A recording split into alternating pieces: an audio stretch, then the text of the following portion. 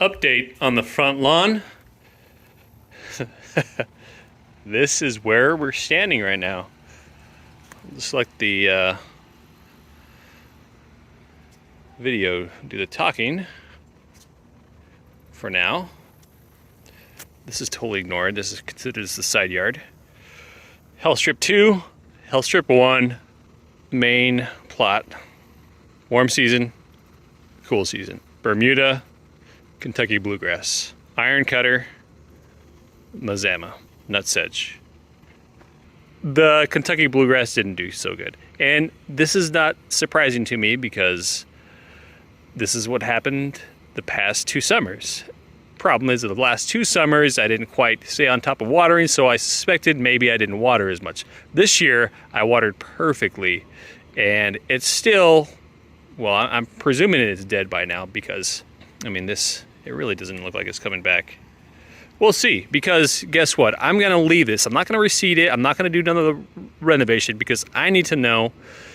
And even more importantly, I'm gonna be plugging the iron cutter Bermuda over here and just letting Bermuda run wild in my whole property as much as it can with the sun. The sun comes up over here, it goes straight up and back down over that way, which it makes sense why this tree here, right under the shade, is providing some heat relief.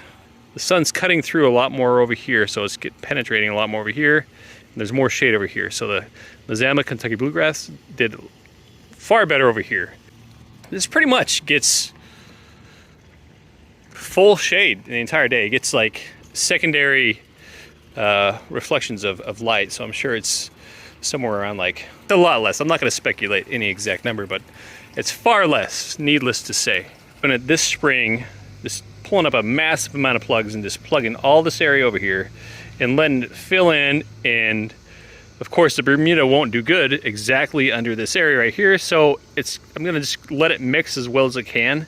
And there's going to be a definite line there in the transition of seasons, but I don't care. I want a grass lawn with no weeds. I don't care if it's a little bit lighter, which Bermuda certainly is. It's a lot lighter than Kentucky bluegrass, even right now. If I compare the two at the prime, Kentucky bluegrass would be like way better.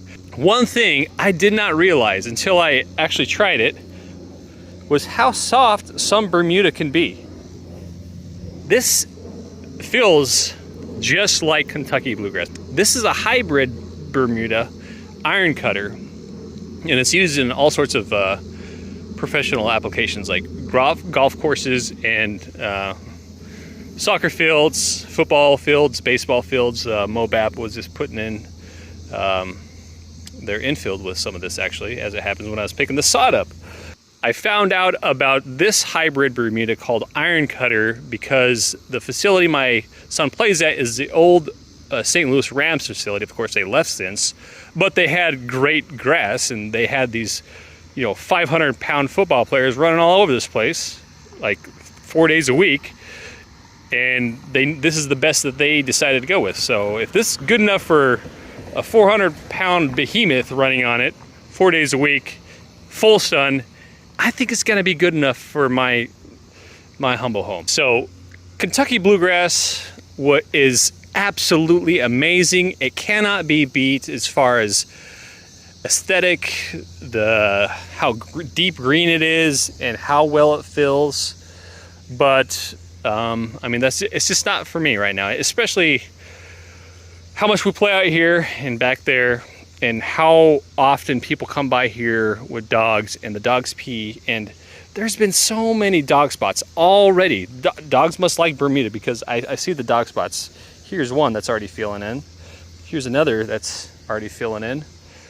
It fills in so quickly. It's unbelievable. Secondly, it loves being scalped. It loves being beat up. I mean, so right here, you can see the super deep green right there. Right there is a little bit scalped. But anyway, right here is super deep green because I took a mower that was set at 0.3 of an inch, and I just test scalped it. Like, scalped as deep as I could because I was scalping off other places. And I was super nervous. It scalped it totally brown. 2 weeks later, it's like this. It's amazing. It's absolutely incredible.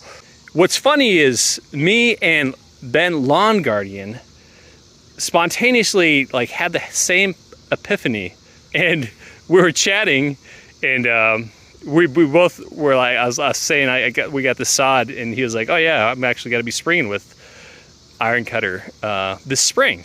I'm like, oh, springing. I never even considered springing. I was planning on doing this and plugging, but he's even got to do better with the iron cutter and sprig it everywhere, and that's a great idea. But I found it funny. He has an expanding family. I have an expanding family. And we both have the same epiphany. Like, well, maybe Bermuda's better.